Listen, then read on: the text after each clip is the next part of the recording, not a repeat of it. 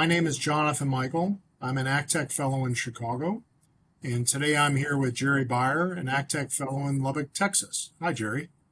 Hi, Jonathan. Today, Jerry is going to help us run through managing guns in your estate. So, Jerry, why is it important to make special plans if you own guns? Well, it definitely is very important to make plans because, if you don't plan properly for your firearms, they may not end up in the hands of the beneficiaries you desire. You may have guns that have been in your family for many years, and you want those treasured heirlooms to pass on to your children or other relatives, or maybe even some good friends. Or maybe you're a collector and have a significant collection of guns and other weapons that has significant value, and you want to be sure that value is not lost when you die. And in the worst case, without proper planning, these weapons might actually end up being turned over to law enforcement where they are later destroyed, losing the heirlooms for your family, losing the value for your estate.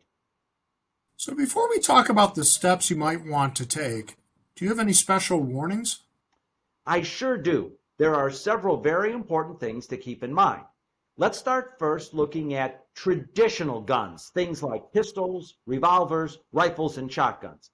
These are primarily governed by state law, but the laws of the states vary significantly. And in addition, certain firearms and accessories, such as machine guns and suppressors, what we call silencers, are governed by federal law, the National Firearms Act, and they require additional sophisticated planning. So if you own any type of firearm, it is imperative that you consult with an estate planning attorney in your state who has firearm planning expertise. I understand. What if I just have a hunting rifle or shotgun and want to be sure my son or daughter receives it after I die? It's pretty simple to start with. You just need a will, a valid will, that has a provision in it that expressly gives that rifle or shotgun to your desired child. Now that sounds pretty simple, but what makes this so complicated? Oh, there are many reasons why this simple sounding gift may not be so easy. It's not just like leaving a television or leaving a car. There are some real sophisticated things you need to deal with. There's three of them I want to talk about. First, you need to make certain your child will be authorized to own the weapon. Is the child old enough under state law to be a weapon owner? Is the child disqualified from owning the weapon under state law, maybe due to being a felon or a drug addict or a non-U.S. citizen or others that may be listed in your state law? In fact, sometimes you actually want to run a background check on your own child because you don't want the executor being surprised with some information and not being able to carry out your intent with regard to the gun. And then, in case the child is determined to be unauthorized to own the weapon, you should name an alternate beneficiary in your will. And remember, just because the child would be an authorized person now to leave it to, many things could happen between now and the time that you die. So it's very important to have alternate or two provided for in the will as well. Now, second, you need to determine if the executor of your estate can legally possess the weapon and transfer it to your child. In some states, the executor actually needs to have a federal firearms license just to be able to possess it and to transfer it. Again, states vary significantly here. And then the transfer from the executor to the beneficiary may become more complex if you live in a different state than the beneficiary.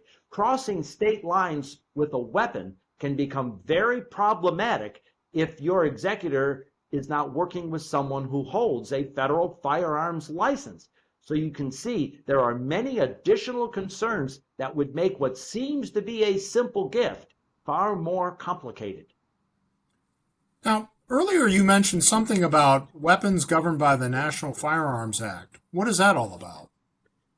The National Firearms Act is a federal law that governs more dangerous weapons, such as machine guns and silencers. And ownership of these weapons is allowed only if they are properly registered with the NFA. For example, for a machine gun, it had to be lawfully possessed as of May 19, 1986. Ownership of newer weapons are not allowed. This is all set forth in the Firearms Owners Protection Act of 1986, a federal statute. Now, with regard to state law, some states don't impose any additional restrictions on the ownership of NFA weapons. They just rely on the federal rules. On the other hand, there are some states that add many, and sometimes some states almost totally ban the ownership of national firearms weapons by people. And then if the weapon is not properly registered, and you, your executor, or the beneficiary are caught with the weapon, the fine could be up to $250,000, and the person could be sentenced to up to 10 years in prison. So if you own an unregistered NFA weapon and die, it can't be retroactively registered. As soon as somebody finds it, it'll have to be turned over to law enforcement and destroyed.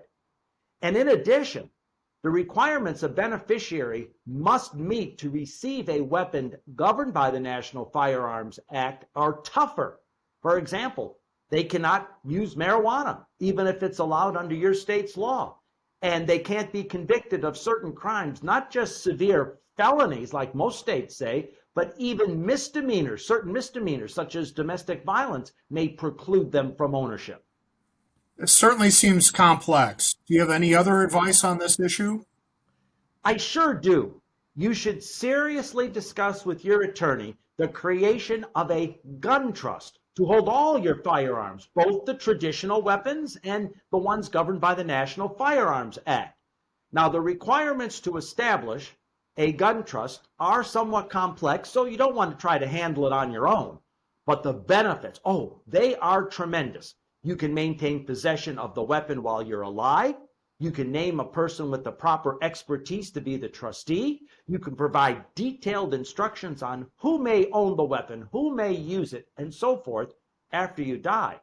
And the trustee can then make certain that the beneficiary is legally authorized to receive the weapon, and you can even give the trustee the discretion to make sure that your beneficiary is sufficiently mature and responsible to handle the weapon. And in some states, you could even require that the weapon remain in the trust for many generations, assuring that your children, grandchildren, and great-grandchildren would be able to enjoy your firearms. But I do want to leave with one warning. When you go to the gun shows, you may see gun trust forms, or you can go on the internet and find them. Please don't use them. They are very dangerous in the hands of a layperson. Just like a firearm is dangerous in the hands of someone who is not trained on their proper handling. These forms are not prepared with sufficient expertise, and they're not personalized to carry out the intent that you have. So the bottom line of our discussion today is if you have firearms in your estate and you want to be sure they go to the people you want, consult with an estate planning lawyer who has firearm expertise to be sure your intent is carried out. Well, thank you, Jerry. This has been very informative. Thank you for sharing your thoughts about managing guns in your estate.